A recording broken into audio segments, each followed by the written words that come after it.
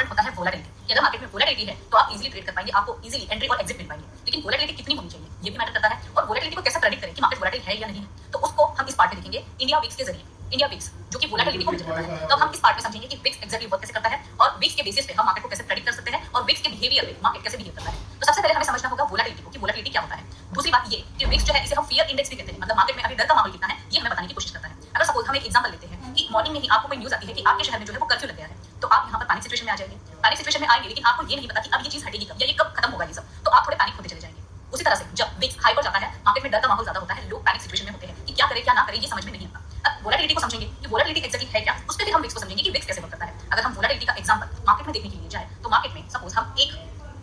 एक फरवरी का अगर चार्ट देखते हैं, जो कि हम बैंक निफ्टी का चार्ट देखते हैं, और बैंक निफ्टी की एक दिन की मूवमेंट हम अगर चेक करते हैं,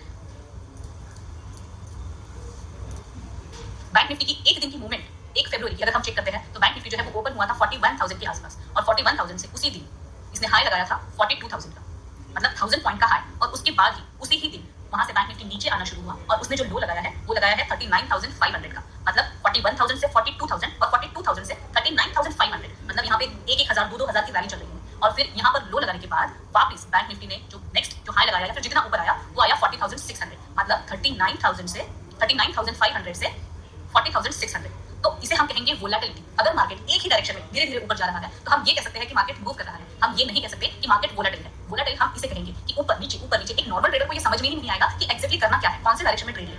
तो इसी तरह से जब मार्केट ऊपर नीचे मूव करता है तो उसे हम कहेंगे वोलेटिलिटी, और इसी वोलेटिलिटी को मेजर करने का काम विक्स करता है। विक्स जो है इंडिया में हम इसे इंडिया विक्स कहते हैं, और इसकी जो रेंज है वो 0 to 100 की रेंज में आती है। लेकिन एक नॉर्मल ट्रेडर के हिसाब से हम अगर चेक करने जाए तो क्या रेंज होनी चाहिए कि एक ट्रेडर जो है वो नॉर्मली मार्केट में ट्रेड कर पाए, तो 14 से 20 ये जो रेंज है इसमें ऑप्शन बायर भी और ऑप्शन सेलर भी नॉर्मली मार्केट को प्रेडिक्ट करके ट्रेड कर सकते हैं। लेकिन जब विक्स 2022 के ऊपर निकलने लगता है तब हमें सतर्क हो जाना चाहिए, तब हमें अलर्ट हो जाना चाहिए कि अब मार्केट में वोलेटिलिटी बढ़ सकती है। वोलेटिलिटी जैसे मैंने कहा कि एक ही डायरेक्शन में मार्केट नहीं जाएगा। कुछ लोगों को ये कंफ्यूजन भी हो सकता है कि विक्स जो है ये मार्केट की डायरेक्शन को बताता है, कि विक्स अगर ऊपर जाता है तो मार्केट नीचे ही आता है, तो विक्स जो है ये मार्केट की डायरेक्शन को नहीं बताता। विक्स ये बताता है कि मार्केट में वोलेटिलिटी बढ़ सकती है, वोलेटिलिटी बढ़ेगी। अगर सपोज इसकी जो वैल्यूज है जैसे हमने देखा कि ये 0 to 100 की रेंज में आता है, तो विक्स अगर 15 पर है तो हम ये कह सकते हैं कि अगले एक साल में निफ्टी जो है वो 15% से अप या डाउन जा सकता है। अगर ये 20 है तो निफ्टी जो है एक साल में 20% से अप या डाउन जा सकता है। हम इस तरह से मार्केट को प्रेडिक्ट कर सकते हैं कि विक्स अगर इतना है तो मार्केट इतना मूव कर सकता है, इस डायरेक्शन में जाएगा, ऐसे हम नहीं कह सकते। हम ये कह सकते हैं कि विक्स और मार्केट का इनवर्स रिलेशन है, लेकिन डायरेक्टली इनवर्स कोरिलेशन है हम ये नहीं कह सकते, क्योंकि कुछ केसेस में ऐसे भी होता है कि विक्स भी ऊपर जा रहा है, मार्केट भी ऊपर जा रहा है, तो उस केस में आप कैसे प्रेडिक्ट करोगे। तो एक्जेक्टली उल्टा ही मार्केट विक्स से चलेगा ये जरूरी नहीं।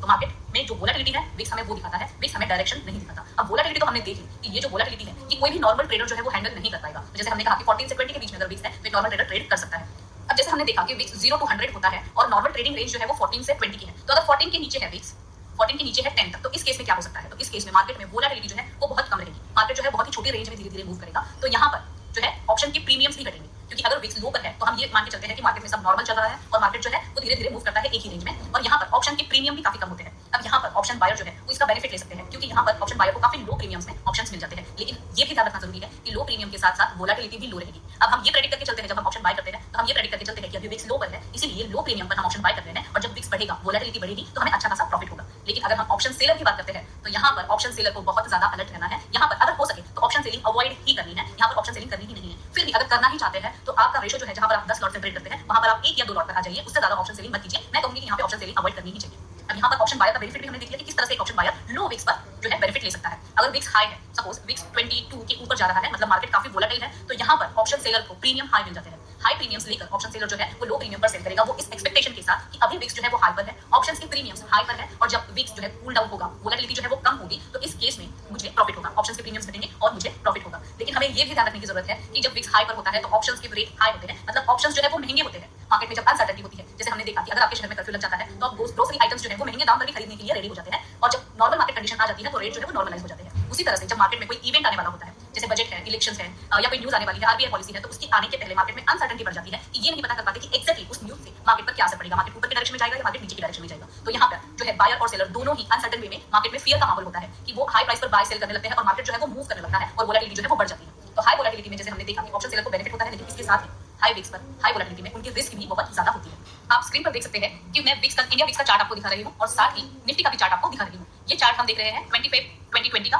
25 से लेकर आगे। यहाँ पर देख सकते हैं कि विक्स जो है वो धीरे धीरे धीरे धीरे धीरे ऊपर की तरफ जा रहा है और उसी डायरेक्शन में आप मार्केट भी चेक कर सकते हैं कि मार्केट जो है वो धीरे धीरे धीरे धीरे जो है वो नीचे आ रहा है। जितना ज्यादा विक्स ऊपर जा रहा है उतना ज्यादा मार्केट जो है वो वोलेटाइल है और नीचे की डायरेक्शन में आ रहा है। अब जैसे हमने देखा कि एक नॉर्मल रेंज होती है 14 से 22 की, तो आपको लग रहा होगा कि 30-25 के बीच में ही विक्स रहेगा, लेकिन विक्स जो है वो 100 तक किसी भी रेंज तक जा सकता है। जैसे हम अभी जब ये कोर्स शूट कर रहे हैं तो विक्स अपने लो पर है, मतलब 11 के आसपास है, और जब 2020 में फरवरी में कोविड की सिचुएशन में विक्स ने जो हाई लगाया था वो 86 का हाई लगाया था। तो विक्स जो है वो किसी भी रेंज तक जा सकता है, जरूरी नहीं कि वो एक ही रेंज में मूव करेगा। और मार्केट का और विक्स का रिलेशन भी हम चेक कर सकते हैं कि जब विक्स ऊपर जा रहा होता है मार्केट जो है वो नीचे आ रहा होता है, लेकिन हम इसे एग्जैक्टली ऐसे ही होगा ये प्रेडिक्ट करके नहीं चल सकते।